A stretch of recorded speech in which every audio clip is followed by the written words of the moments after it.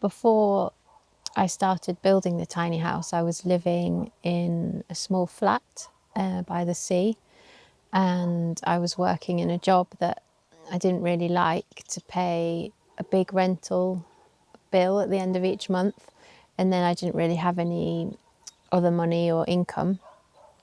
And it just reminded me again that we're only here once and it's like important to live rather than just exist.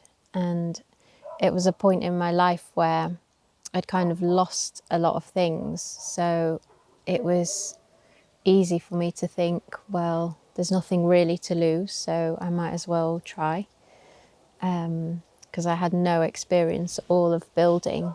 I've always been quite good with making things, but I'd never built anything before, so it was kind of a crazy idea, but I just knew deep down in my heart that it's what I needed to do.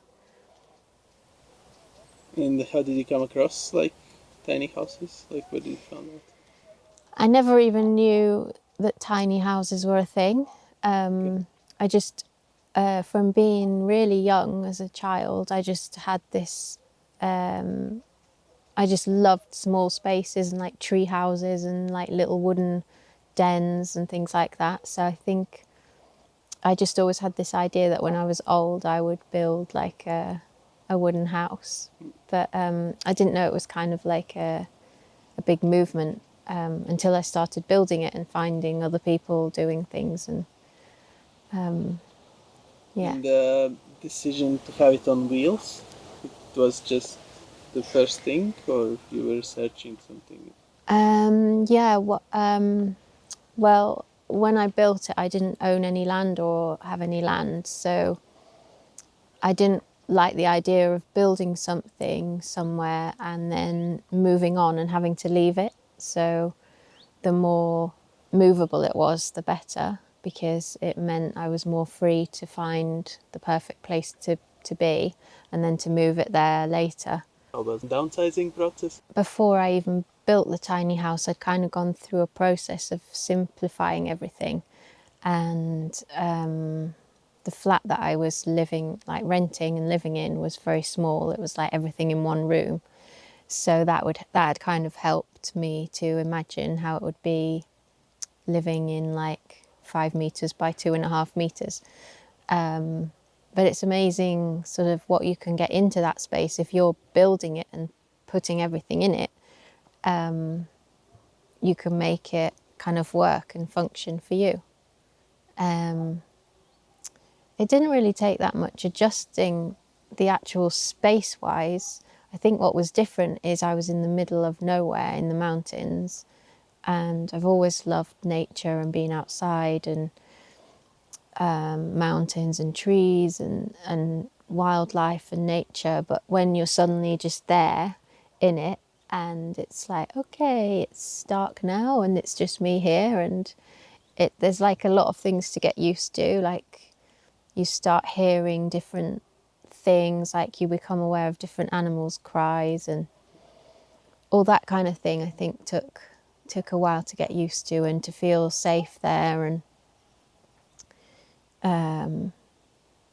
to kind of live without some of the luxuries that we get used to or think that we have to live with. But it kind of, for me, it felt totally luxurious because I'd built it and it was exactly as I wanted it, and it was my own house, so it felt like a luxury, really. Yeah. And it was immediately hooked up, and you like just composting toilet and the rest you had. Well, at the start it ran from solar because the land where I built it didn't have any electricity to it, so it was just linked to some solar panels. And of course, on like cloudy days, they didn't work and everything turned off. And then sometimes in the middle of the night, I would have to go out and kickstart a generator. And it was things like that took a while to get used to, because they're just things that you're just not used to doing, like making a fire or starting a generator or or kind of basic survival things, but we're just not really brought up to understand these things and to understand how simple they are. And you had a stove, or how you were heating? At that point, I just had a small gas heater. Hmm. Yeah, that was linked to like a small gas canister. How was the all the building process itself? So how it started, like the building process? How was the beginning of it? Yeah. Um, the building process was so much harder than I imagined. In all ways. Just the relentless nature of it and how long everything took. And sometimes you'd work for like 16 hours a day, like quite physical labour. And at the end of the day, you wouldn't really see a big change or a big difference. So it was quite hard to keep motivated by myself, sort of doing such kind of new things to me, and then not really seeing like major results for weeks at a time, and then suddenly you turn a corner, and then it just kept going and kept going until I thought, well, I just need to finish it. And I'd probably say it was a year from start to finish. Well, with recycling materials, I would say it's super fast. Thanks, that's Just kind. take apart the panels, like the pallets. Exactly. This is just a week. Days of work. Yeah, exactly. Exactly. Yeah. And the money wise? Yeah, and money wise, I had a budget of €5,000 for like everything. So from having nothing to having a finished house plus everything inside it. And I managed to stick to that. So I was really pleased with that. I was really careful, and I used so many recycled things or found things or things that were really cheap from markets that were second hand. Oh, this is so annoying.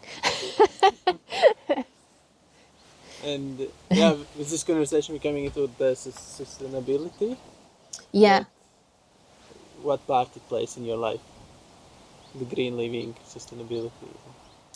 Well, I've just always thought it's really amazing to be able to take old stuff and turn it into something new or reuse it in some way. And there's so much, we throw away so much as a society that it's amazing to be able to use other people's rubbish and then turn them into something instead of buying new things all the time. Of course, some things I had to buy new, like the wood for the structure, and I even tried to recycle screws for a long part of the build, and then I was like, this is crazy. I need to buy new ones. But actually the biggest part of the budget was screws and pins. I probably spent €1,000 on screws and pins and different joining mechanisms, and I had no idea about things like that. I thought the biggest part of the budget would be like the things inside, and that was tiny compared to the actual build. So yeah. So, and then talking about pros and cons, it was exactly in this area of the build. What were the cons and what were the pros? I think if I was ever to do it again, I wouldn't start with like a battered up old chassis. I would probably start with something that was already a structure and then just work from that, because the money I saved from not buying something to start with, probably I spent in time, like months of kind of reworking and trying to get something that wasn't really suitable to be suitable. So I'd definitely start with a structure next time and pay some of the budget on that, and then just to save so much time and work. Because at the start I was thinking of it being movable, a lot of the materials I chose were really lightweight because I thought that was important. But then when I thought about it afterwards, I wish I'd have used some thicker wood and things like that on the outside, for example, and maybe thicker insulation, because actually it needed to move from like A to B, but it was never going to be like a touring bus. So I think I made some errors in like the materials I used. So I'd probably change those if I did it again.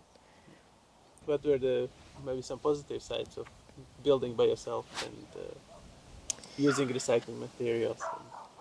Um, well, it was just amazing to go from, having nowhere to live really, and then having your own house that you've designed and that everything works for you and things are where you want them, and just to be kind of slightly off grid and slightly tucked away in the mountains and living a more simple life. Like, I think that's pretty priceless. And the first you lived somewhere else, or you built somewhere else and you immediately moved here? No, I lived in it for nearly 3 years, There where you built it. where I built it, yeah, which Okay. was really in the middle of nowhere in the mountains. And then after 3 years, I found this land here and I fell in love with this place. And I just thought, this is the place. And then I moved it from where it was to here. Coming to that, like you were already looking for something in some exact area. I was kind of looking. I knew I didn't want it to stay there forever because it wasn't really practical. But I wasn't sure where or how or what, when or anything really. And And how then did you find it? This place. I think I'd done like a search online and started having a look around, and I didn't even know this valley existed. And then I just saw a picture of it, and I thought, that seems like the right place. And then I just saw it once, and then thought, that's it. Okay. So and you bought it. Yeah, It's all yours. So and can you tell a bit more about it? Like what you have here, what you do? yeah. So it's about two to 3,000 square meters of land. It's all organic. The previous owner never used chemicals here, which is brilliant. And it's got a fruit orchard and an olive orchard, so I can make my own olive oil, and lots of different nut and fruit trees. And it's right in the middle of a mountainous valley in Andalusia, which is beautiful. There's like some kind of rock pools and waterfalls nearby, and there's mountain deer, there's goats, there's chickens around. So yeah, it's pretty much like heaven. About the design, like of the house, what inspired you? I made a design before I started, so I drew out like a plan on paper of how everything could fit that I needed. Like, how could I fit basically a whole house into what would normally be somebody's like living room or lounge. So I had quite a detailed plan of how everything would fit. And then I made a cardboard model of it to see if it would work, like dimension wise. And then from there, I just started building, knowing the dimensions it had to be legal. And then whenever I found things, I thought, what could they be and how could they work in with the design? And then I just sort of incorporated them in like that. And And it's actually turned out pretty much exactly as I drew it. okay, so you had a plan what you were looking for. It was not like you just looking like you were going. You found the window. Okay, it will fit. You had like a plan. I had a You need three yeah, windows, four windows. yeah. I had a plan like there. I wanted there to be a big window on each side, for example, and then one for the bathroom. And so as I found things, I could see if they were going to work or not. Yeah. And coming back to that point when you moved here, you had a house already here. So this was already going to be Airbnb. That was the idea, or you still lived in it when you moved here, or So you moved yes. immediately in. So I moved here to the farm, and the tiny farmhouse was just basically a shell. So I had to do up the farmhouse, so make that livable. And then I moved into the farmhouse, and then it took me about a good few months to find someone that would bring the tiny house from where it was to here. So for a while it was still where it was. And then once I'd finished the farm, I got a company to tow it to here. And then yeah, and then I wanted to share it with other people and offer people like a break, or like I've had some artists come for like a retreat and just write poetry or paint or write music, and now I just yeah, it's just available for people to rent. And people can find it on Airbnb or your site, or Yeah, so now it's available to rent through the Eden Whispers Art Farm website, and there's always information on the Facebook page and Instagram as well, so people can have a look at the area and see if they'd like to come and stay in paradise. Most guests usually love it. So, any advice for someone who actually want to build a house? What to start with, what to start, just go and start and don't think about it. yeah, I'd definitely say go for it. Yeah, there's nothing I regret at all. I think when I built it like 5 or 6 years ago now, it was still then I got quite a lot of opposition and people saying that was a silly idea and don't do that. And I think people were worried about it, or they couldn't understand why someone would want to do that. But now I think it's a lot more accepted, and especially in these times where we've had like pandemics and people have been kind of stuck in cities and things, there's been more of a move towards like something more simple in the countryside. And so yeah, I'd always say just follow your heart and follow what feels right for you. Any advice with what to start? I watched lots of YouTube videos on how to build a house on wheels, and at the time I thought, I don't know if this is that helpful, but actually when I started building I had so much knowledge in a way from just watching other people do it that it was really helpful. And yeah, go and talk to people that have already done it and go and look around somewhere and see. I've had some guests that have been to stay and said, we've come to stay because we want to see if we could live in something this small. So they've come for a weekend to experience it. So I'd say that's a good idea too. I didn't really do any of that, but I knew I'd be all right. Would be worth it. Yeah, I'm sort of a mixture of a farmer and a singer. And I love both. I love being in nature. I love making things from what nature gives us and keeping the land. And then, yeah, singing is my day job, I guess, or night job. Yeah, so that's always been my passion, and I just feel amazingly grateful to be able to share my voice with other people and to touch people. And yeah, and then I run the tiny house as a rental, a holiday rental. So I'd love it if you could come and stay. You can find links to the farm on Instagram and Facebook and on the website.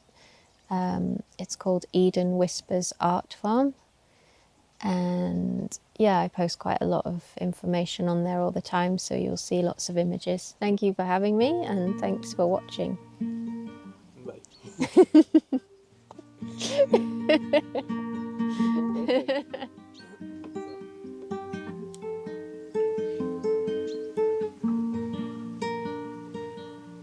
It's warm here in the mountains, it always seems that way. And I've been thinking about you almost every day. Thinking about the good times, thinking about the rain, thinking about how strange it feels alone again. I'm sorry for the way things are around us. I'm sorry things ain't what they used to be. More than anything else, I'm sorry for myself. 'Cause you're not here with me.